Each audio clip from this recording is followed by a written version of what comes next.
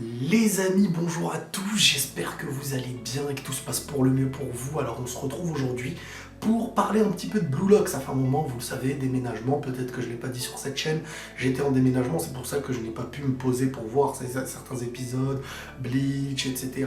Et là on va revenir donc sur l'épisode numéro 3 et 4, si je ne me trompe pas, de Blue Lock.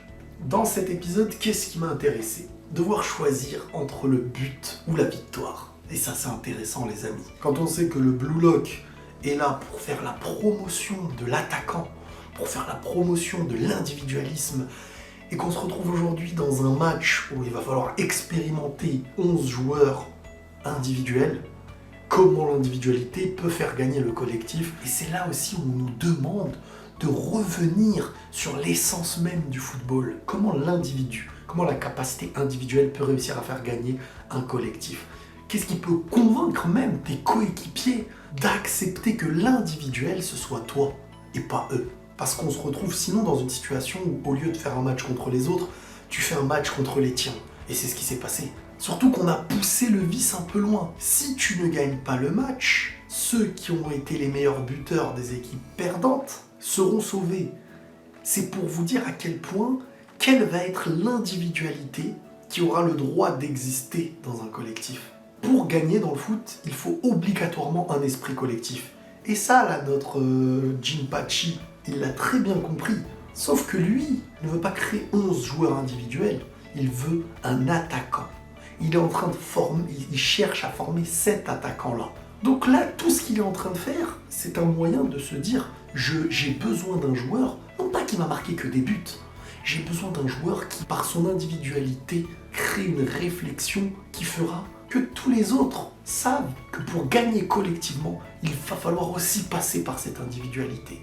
Et donc, il faut que cette individualité-là puisse avoir une individualité, mais qui est à la fois collective. Je ne sais pas si vous arrivez à comprendre ce que je veux dire. Réapprendre le foot depuis le début, c'est aussi comprendre comment, quand tout le monde doit être individuel, comment être collectif à la fois. Bon, j'ai bien aimé le petit clin d'œil à un moment donné dans l'épisode du gars qui dit « Moi, le ballon n'est pas mon ami hein. ». Petit clin d'œil, petit clash à Olivier Hatton. Alors on est vraiment sur je suis le roi et je m'impose comme un roi ». C'est par l'individualité adverse dans le premier match qu'ils ont perdu de l'attaquant d'en face qu'ensuite les autres ont dû s'adapter. Sauf que dans l'équipe de notre Isagi, pour l'instant, ça devenait compliqué. Qui pouvait réellement s'adapter, étant donné qu'il n'y avait pas de hiérarchie imposée? Comment s'impose une hiérarchie dans le football? C'est aussi par la supériorité. Quand tu admets la supériorité qui te fait gagner collectivement. Quand l'individualité permet de souder les autres. La volonté individuelle a créé le collectif. Car le collectif peut satisfaire tout le monde quand il gagne. Et là, ce qui a été intéressant, c'est ça, c'est là où tu vois le joueur différent. Moi, je me mets à la place d'un recruteur dans ce Blue Lock. Et t'as Isagi qui est dans une situation où il ne peut pas faire la différence individuellement sur le moment. Qu'est-ce qu'il a? Son instinct, son individualité. Parce que l'individualité d'un joueur, elle est à mener à la victoire. Qu'est-ce qu'il fait instinctivement? Et c'est la capacité qu'il a, je pense, l'instinct, parce qu'ils ont tous une arme dans les épisodes, on a vu que chacun donnait ses points forts, ses points faibles. Je trouve ça très intéressant. Et donc on a Isagi qui lâche sa balle instinctivement, son monstre intérieur, peut-être, comme dirait l'autre. Et il a fait cette passe-là, parce qu'il n'y avait pas d'autre choix. Est-ce que c'est une action individuelle? Non, c'est encore mieux. Quand l'individualité ne peut plus faire la différence, rester individuel, ce n'est pas faire gagner l'équipe. Ce n'est pas être un monstre. Tirer dans un mur où il y a des gens, ce n'est pas être une meilleure individualité que de savoir ce qui est bon et mauvais. C'est aussi ça, tuer un match. Quand Messi, il se retrouve dans une situation où il te décale un ballon et il n'y a plus de goal par exemple, c'est une individualité parfois meilleure qu'une action qui mène à un but direct.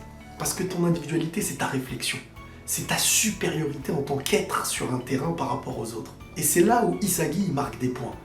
C'est-à-dire que malgré la pression qu'on lui met sur le dos de rester un joueur individuel, celui qui marque le plus de buts sera récompensé, aura de la meilleure nourriture, risquera d'être sauvé dans un match où même tu perds. Donc là, que cherchent certaines individualités de bas étage? Peu importe on gagne ou on perd, je veux être sauvé individuellement. Que cherche l'individualité qui mène à la gagne et qui soude un collectif? Le bon choix. malgré la pression qu'on te met sur le dos. En fin de compte, j'ai presque envie de dire que le Jinpachi il est en train de chercher le joueur le plus collectif individuellement. Parce que le collectif, c'est faire gagner une équipe. On nous enseigne qu'il ne faut pas laisser son rôle freiner l'équipe. Certes, le but est le plus important, mais comment ? Parfois, la naissance d'un but ne vient pas d'un tir direct dans les cages ou dans les filets, mais peut-être par une action de Izagi qui fait une passe et qui réfléchit mieux que les autres.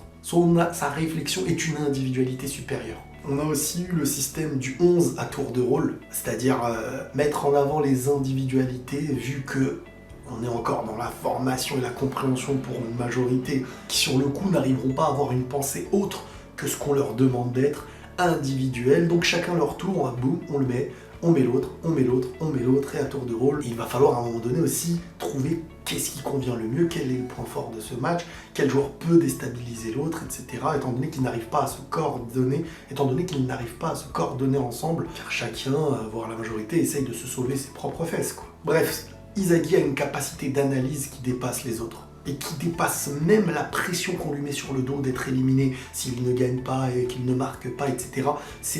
Au fond, il est plus fait pour le haut niveau que toutes ces personnes qui réfléchissent qu'à travers les consignes qu'on leur donne sans aller plus loin pour le bien du foot et du match. Et cette capacité d'analyse que peut avoir Izagi, qui pour moi ressemble pas forcément à un numéro 9 mais plus à un 10, on voit qu'il se retrouve face à un 10 en face, qui se voit être aussi un duel, peut-être exagéré, mais Yagami contre elle, c'est-à-dire deux stratèges et deux pièces maîtresses du cerveau quoi, de chaque équipe, et que sans l'un et sans l'autre, il n'y a pas d'équipe ou de rivalité, et là en fait il va y avoir un vrai duel entre ces deux personnages dans le prochain épisode. Ça s'annonce intéressant. Voilà un petit peu l'analyse que j'ai des deux épisodes que j'ai pu voir de Blue Lock, qui se veut être intéressant. N'hésitez pas à me donner vos retours, prenez tous soin de vous les amis, et la paix sur vous.